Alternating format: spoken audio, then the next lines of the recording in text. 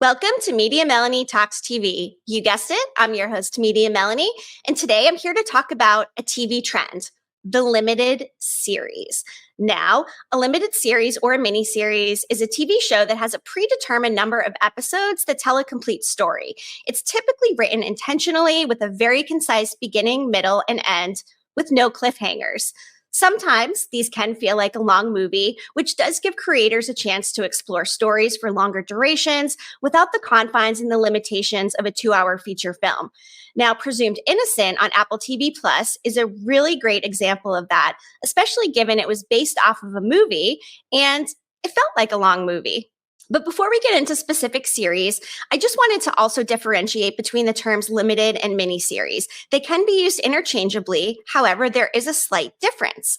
A limited series usually has 8 to 10 episodes, typically a higher budget, sometimes a more prestigious cast, while a miniseries is typically shorter with less episodes. The first miniseries was all the way back in the 1950s on BBC, and in 1974, the Emmys introduced a category, Outstanding Limited or Anthology Series, which these days is absolutely packed with fantastic shows that were intended to be limited series, but some of them ended up being picked up for more seasons.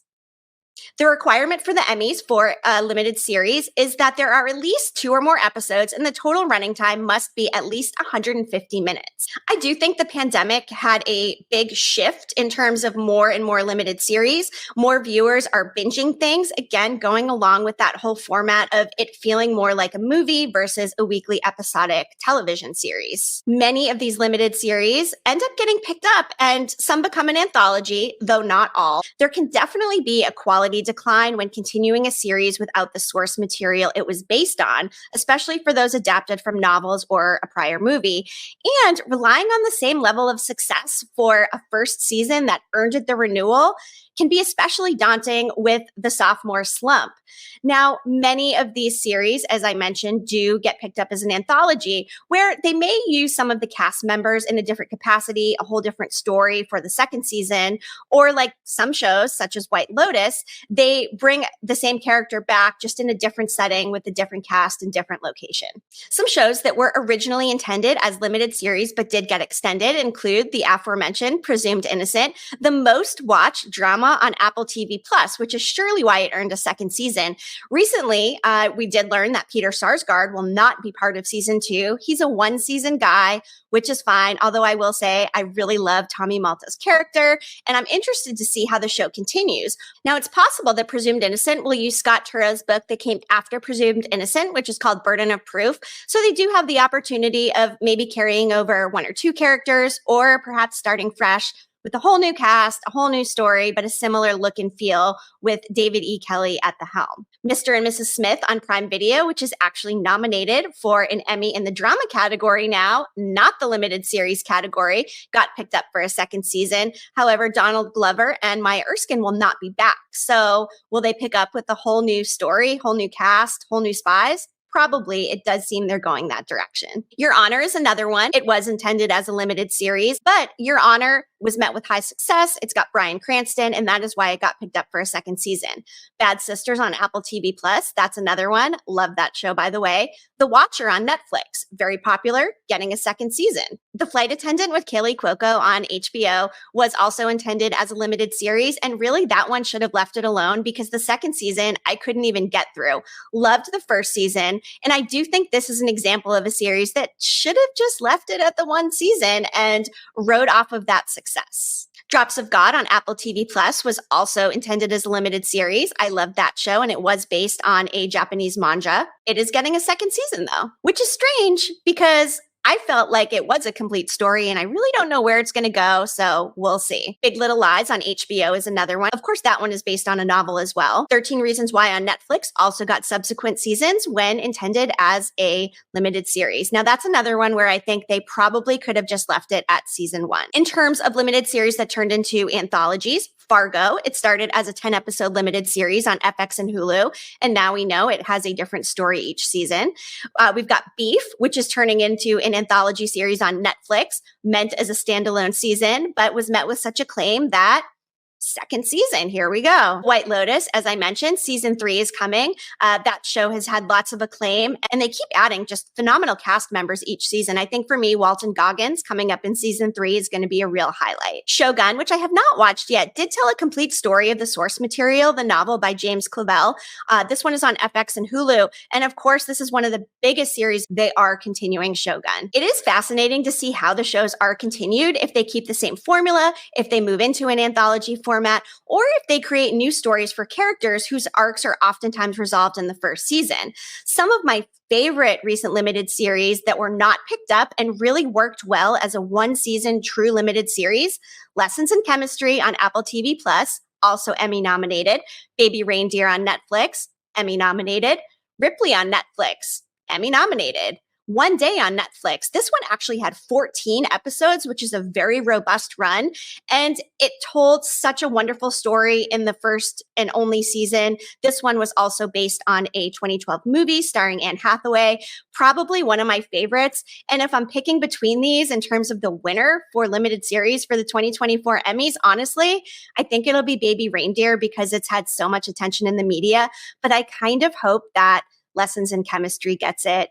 Honestly, I will not complain with any of these series who win because they're all phenomenal. And that just goes to show that you can successfully have a one-season limited series as it was intended to be. You do not have to continue a limited series. I repeat, you do not have to give a limited series a season 2.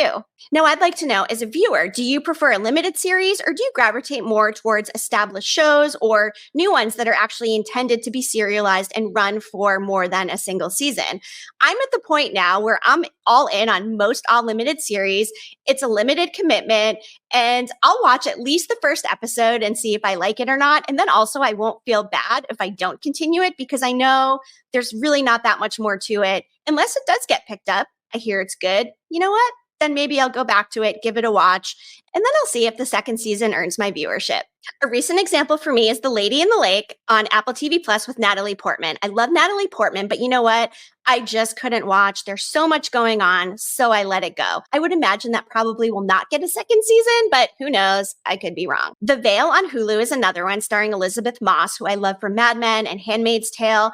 I just couldn't get into it. Doesn't seem like that one is getting a second season. It actually stayed as it was intended, as a one-season limited series, and it seems like that's where it should be. A lot of people loved Under the Bridge, and I still haven't finished it. I think the cast was great. Riley Keough from Daisy Jones and the Six, Lily Gladstone, of course, from Killers of the Flower Moon.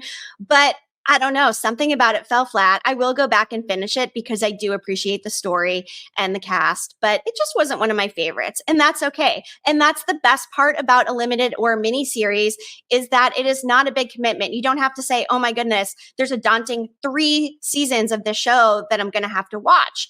One and done. You're done. It's great. If someone does recommend a series that has, say, beyond 2 or 3 seasons, it is a little bit daunting for me to check out, and I don't know if I can commit to that. Industry is one where season 3 just premiered, and everybody I know is talking about it, and I'm thinking, gosh, do I have the time and do I want to sit through 2 seasons? I've heard from some people it's great. I've heard from others not so much. My friend Jess over at Matt and Jess TV has said the storytelling isn't great. So I'm still not sure if I'm going to watch Industry. I probably will. Now, how do you feel? If you see a series that has multiple seasons, are you going to undertake it? Is it too much? Will it just be background for you? Or are you a person who now just only wants to watch limited series because there are so many of them? These streaming platforms are saturated with these limited and mini series. Some of them are great, some of them are not. I think some of them work well, maybe being expanded into multiple seasons, whereas some of them, again, should have just left it alone.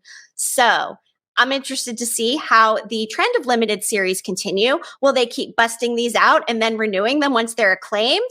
I don't know. To me, that just kind of seems like you should be initially committed. You should have multiple seasons planned if that's your intention. But it seems like sometimes they're just kind of shooting in the dark, seeing what works, and getting some of these more prestigious actors to sign on because it is just one season. As I mentioned with Peter Sarsgaard, he's a one-season guy. Your odds of getting some of these higher-level cast members and maybe movie actors increases when you're doing a limited series because they don't have to commit either. So from a cast standpoint, from a viewer standpoint, from a production standpoint, the minimal commitment for the one season is really great, and it is very interesting to me to see so many shows gravitate away from their original intention and move into something else. Doesn't seem very strategic, but you know what? It's worked for some, not all.